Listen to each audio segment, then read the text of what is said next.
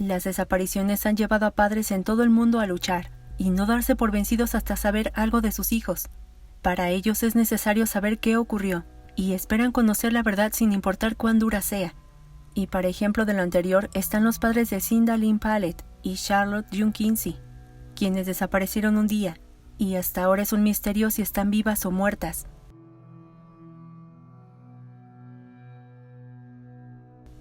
En la tarde del 26 de septiembre de 1981, Cinda Lynn Pallet y Charlotte June Kinsey, de 13 años, asistieron a la Feria Estatal de Oklahoma.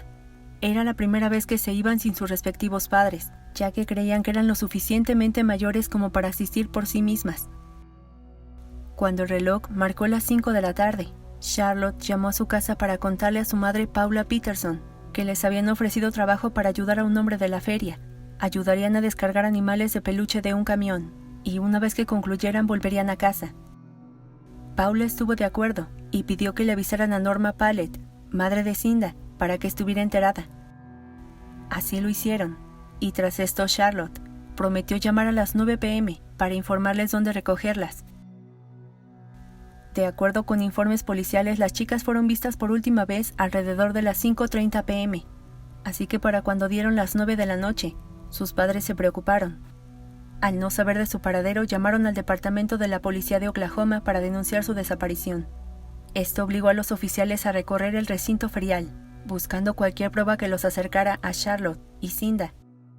Sus datos y descripción inmediatamente se puso en folletos de personas desaparecidas y se envió a las agencias de aplicación de la ley. Esto hizo que vecinos colocaran volantes por doquier con la esperanza de encontrarlas. Y en cuanto a la familia de Charlotte, establecieron un puesto de 24 horas en la feria para recabar toda la información necesaria. Asimismo, el departamento de policía formó un fuerte grupo de trabajo dedicado al caso. Y según reportes, esta era la segunda vez que se organizaba una búsqueda tan importante en el condado. Según los testimonios de algunas personas, aquella tarde presenciaron a un sujeto sospechoso, un hombre de entre 35 y 50 años, con un peso aproximado de 90 a 113 kilos, y por encima del 1,70 de estatura, de cabello oscuro con algunas canas, un bigote y brazos musculosos. El sujeto llevaba gafas plateadas con borde de alambre, una camisa de vaquero de rayas marrones, botas de vaquero, un llamativo sombrero de vaquero de paja, un reloj digital en su muñeca izquierda, una insignia amarilla y un cinturón de cuero con el nombre Joseph. Se sabe que el sospechoso había ganado el Gran Premio Pontiac de 1980 a 1981, y las placas de su auto provenían de Dakota del Sur. Este hombre fue precisamente quien les ofreció el empleo. Pero esa tarde, además de las dos chicas, se les acercó a numerosos niños ofreciéndoles trabajo que pagaban entre $5 y $10 la hora. Al empleo que les ofrecieron a las jovencitas se sumaron 2 adolescentes, quienes afirmaron que habían interactuado con el hombre. Dijeron que los habían llevado a ellos y a las chicas a una parada de camiones en la Interestatal 40 para encontrarse con el camión que en su interior tenía juguetes de peluche. Luego le pidió a los adolescentes que esperaran en la parada mientras conducía a las chicas para realizar unos pendientes. Les dio $10 antes de irse con Charlotte y Cinda, y después de esto, no lo volverían a ver. Cabe señalar que muchos medios de comunicación han informado erróneamente que estos chicos eran los novios de Charlotte y Cinda, pero muchos medios, así como sus familiares, aseguraron que no los conocían. Los jóvenes informaron a los oficiales que el hombre traía una insignia amarilla, la misma que habían descrito los testigos. Dicho objeto sería localizado poco después, y aquí surgieron muchas especulaciones. Entre ellas estaba que al sujeto se le había caído accidentalmente, o tal vez ocurrió cuando forcejeó con ellas. Las teorías entorpecían el caso, y para muestras que muchos les resultaban sospechosos, detuvieron en Alabama a un hombre en condición de calle llamado Donald Michael Corey, quien había estado ese día en la Feria Estatal de Oklahoma. El hombre tenía 36 años, y las razones para detenerlo es que se parecía al hombre de los bocetos. Inmediatamente, la policía lo acusó de 2 cargos de secuestro y lanzó un registro a nivel nacional, pero más tarde se retiraron los cargos en su contra, después de que se determinara que no tenía relación con el caso. De igual manera, los investigadores descartaron a todos los empleados de la feria estatal como posibles sospechosos, pero insistían que el secuestrador se había hecho pasar por un trabajador de la feria para ganarse la confianza de las chicas. El tiempo pasaba y no había noticias de ellas, Así que elaboraron un plan B, y un par de meses después de la investigación, el Departamento de Policía de la ciudad de Oklahoma puso una recompensa de $5,000 para aquellos que brindaran cualquier información que condujera al regreso de Cinda y Charlotte. A esta cantidad las familias añadieron $1,000 y Crime Stoppers ofreció $2,500 adicionales, y lo anterior se sumó a los fondos recaudados por la escuela secundaria Highland West, el sitio en donde las jóvenes eran estudiantes. Esto abrió amplias posibilidades para encontrarlas. La policía recibió numerosos testimonios que afirmaban que creían haberlas visto en California y en Maryland, mientras que otros bastante firmes llamaron por un avistamiento desde Alemania. Luego una mujer de New Jersey afirmó que había visto a las dos entre un grupo de 5 hombres hispanos, con uniforme de trabajo, en el muelle de Found Town. Con esto tenían varias pistas, pero ni una permitía su localización, por lo que el padre de Cinda comenzó a pensar que la confesión de un hombre identificado como James Miller, quien había confesado haber matado a su hija, era real, y por doloroso que fuera, comenzó a hacerse la idea que la confesión de Sink Ragland, con respecto a que había visto los huesos de las jóvenes así como su ropa quemada, era cierta, así que la esperanza de hallarlas con vida dejó de ser su prioridad. Por cierto, su hermana mayor de Charlotte, Lisa, dijo que su exnovio había recibido una llamada telefónica de Charlotte, en donde le dijo. Pero esta llamada nunca se verificó. Las pruebas dadas por las personas no permitían dar con el culpable, únicamente pasaban como sospechosos, pero la historia daría un rumbo diferente cuando dieron con un hombre quien hasta nuestros días es señalado como el principal responsable de su desaparición, Royal Rawson Long, un conductor de camiones de larga distancia. No solo se parecía al boceto del sospechoso, sino que vivía en Thornton, Oklahoma, y había entregado equipo de plataforma de perforación a todo el estado. Llegó a Oklahoma City el día antes de que Cindy y Charlotte desaparecieran.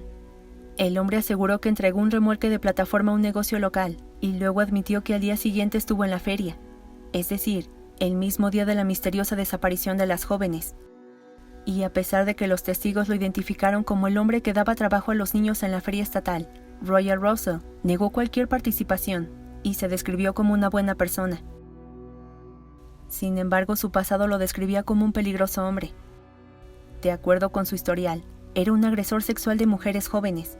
Incluso fue acusado de abusar sexualmente de su hija, y fue precisamente ella quien señaló a la policía que había sido testigo del momento en que su padre atraía a menores de edad con cachorros y juguetes. También afirmó que él le había dicho que ninguna mujer mayor de 13 años lo satisfacía en la intimidad. Según un fiscal de Oklahoma, el hombre fue una persona de interés durante las primeras etapas de la investigación, pero le llevaría otros 3 años volver a tenerlo en su radar, pues a pesar de sus antecedentes, no se mostraba públicamente como un hombre violento. Más tarde la policía pudo localizar el vehículo usado en el Gran Premio de Pontiac, el cual había sido alquilado durante su estancia en Oklahoma. Y aunado a esto, un testigo se adelantó para decir que había visto a las chicas aquel 26 de septiembre de 1981, con un hombre que coincidía con su descripción, en un vehículo similar. Dicho vehículo fue revisado con detenimiento, y ahí se encontraron 13 cabellos en el maletero que tenía parecido al color de Cinda. También se encontró cabello rubio pegado a la esquina de la alfombra, que hasta ahora se desconoce a quién pertenece. Y de igual manera hallaron pelos de animales que coincidían con los de sus 3 perros y de un gato. Luego demostraron que había una huella de bota ensangrentada y otras manchas de sangre en la alfombra del maletero, lo que causó que las miradas se enfocaran en él como el único responsable. Esto requería tecnología para analizar las pruebas, y aunque no existían los avances que conocemos en la actualidad, un experto pudo confirmar que eran manchas de sangre, pero lo que no pudo determinar es si era sangre humana. Pero un mechón de pelo rubio localizado durante una búsqueda en la casa rodante de Royal Long, en Wyoming, lo llevó a ser el principal sospechoso. Pudo haber pertenecido a Charlotte. Sin embargo, las pruebas no resultaron concluyentes, ya que las hebras no tenían raíces, y esto lo complicaba todo. Cada una de las pruebas fueron tomadas en cuenta para acusar a Royal Long por secuestro y asesinato en primer grado. Como era de esperarse, se declaró inocente, y aunque su defensa puso precio a su libertad al considerar que lo culpaban con pruebas ineficientes, se le negó la fianza. Mientras estaba en la cárcel a la espera de su audiencia, habló de una supuesta conspiración entre las autoridades de Wyoming y Oklahoma para implicarlo por el secuestro de las jóvenes. Él aseguraba que lo tomaban como un chivo expiatorio para no investigar a fondo el caso. Pese a esto, su audiencia se inició en octubre. Su objetivo era determinar si el caso podía pasar a juicio, dado que los fiscales no habían encontrado los cuerpos de ninguna. Pero entonces se presentaron los dos adolescentes que el día de la desaparición de las chicas ayudarían a descargar los peluches como parte de un trabajo ofrecido por este sujeto. El juez Lance Ramsey escuchó el testimonio de los dos adolescentes, que afirmaron haber sido abordados por Long. Ambos aseguraron que les habían ofrecido un trabajo descargando juguetes. Por un momento el caso comenzó a esclarecerse, y era de suma importancia escucharlos en una segunda audiencia. Pero para mala suerte de los familiares de Cinda y Charlotte, estos no volvieron a presentarse en el estrado, y causó que su testimonio no fuera tomado en cuenta. Posteriormente la defensa argumentó que Charlotte y Cinda habían sido vistas en Miami. Luego vinieron más argumentos que lastimaban a las familias, en donde destacaba que posiblemente trabajaban como sexo servidoras en Burbank, California, o debido a su edad y apariencia, las habían tomado para que filmaran una película pornográfica. Tras varias audiencias, el juez terminó descartando gran parte de las pruebas físicas, así como el de un recluso que había cumplido condena con él en California. En cuanto a este, el juez le prohibió testificar, ya que había sido hipnotizado durante la investigación y la defensa sintió que no serviría en nada, así que lo descartó. También desechó los cargos de secuestro, citando la falta de pruebas de que las jóvenes habían sido confinadas. La fiscalía apeló la eliminación de los cargos de secuestro, y el fallo estuvo a su favor. Durante la apelación, las familias afectadas vivieron episodios complicados. Al hombre, que permaneció en prisión por un tiempo, se le ofreció un acuerdo de declaración de culpabilidad con la capacidad de cumplir su sentencia en Wyoming, únicamente si revelaba la ubicación de los cuerpos de las jóvenes, y como era de esperarse, rechazó la oferta. Según las partes afectadas, Long afirmó en reiteradas oportunidades que él nunca las había visto, y por ende no era responsable de su desaparición. Pero luego parecía contradecirse, porque se burló de ellos con frecuencia a lo largo de los procedimientos judiciales.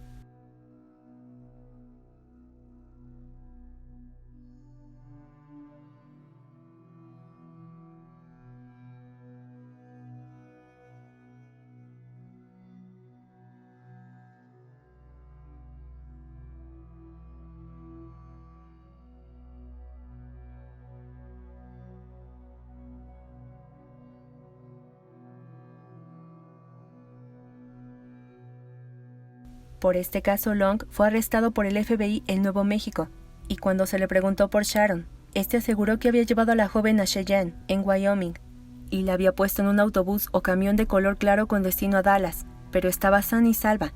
Se le preguntó sobre el secuestro y la agresión a ella y a Sandy, y el hombre cínicamente dijo que las chicas habían participado voluntariamente en una actividad con él, por necesidad de dinero, y que eran unas chicas malas, pues ambas le habían mentido sobre sus edades.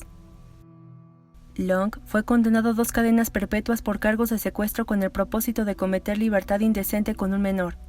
En 1986, Long escribió una carta a Daily Oklahoma, afirmando que estaba dispuesto a hablar de todo, a cambio de dinero, pero la publicación denegó esta solicitud. También escribió una carta a Norma Pallet, expresando lo mal que se sentía por la desaparición de su hija, pero le aseguró que nunca vio a Cinda, así que este caso no le pertenecía. Este hombre, tomado como el responsable de todo, murió de un ataque al corazón en noviembre de 1993, mientras estaba encarcelado en la penitenciaría del estado de Wyoming. Con su muerte, el caso parecía que había llegado a una conclusión. Pero aquí no finaliza la historia, pues Royal Russell Long se considera sospechoso de algunos casos que datan de los 70.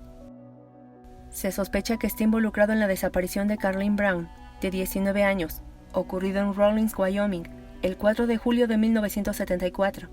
Ese mismo año y en el mismo condado, Deborah Ree Meyer desapareció el 4 de agosto de 1974, en cuanto Deborah estaba visitando a familiares cuando decidió ir caminando a un cine local. La joven nunca llegó, y no ha sido vista desde entonces.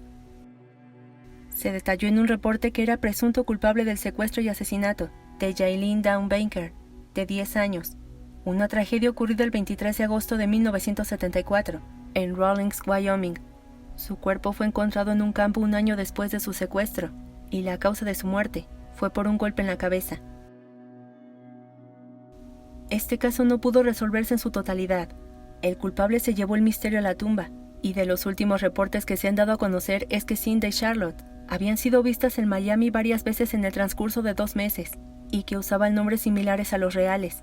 Sin embargo, algunos de los investigadores creen que los cuerpos de Cinda y Charlotte están en algún lugar de Oklahoma, pero están seguros que nunca podrán ser encontrados. Los familiares que les sobreviven sospechan que Roger Russell jugó sucio y se aprovechó que no había la suficiente tecnología para esclarecer al 100 este caso. En cuanto al ADN de Charlotte, está disponible para su comparación, mientras que los registros dentales y el ADN de Cinda están en el archivo, y se espera que algún día, aunque sea mínima la información, se conozca qué sucedió con las jóvenes.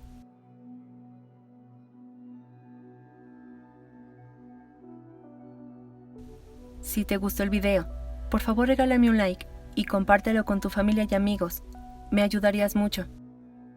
Y antes de finalizar, quiero enviarles un fuerte abrazo a Elena y Víctor FC, ya que este video fue gracias a su sugerencia. Yo soy Laura y ya sabes que te espero en el próximo video con una historia nueva, que seguramente será aún más estremecedora. Hasta la próxima.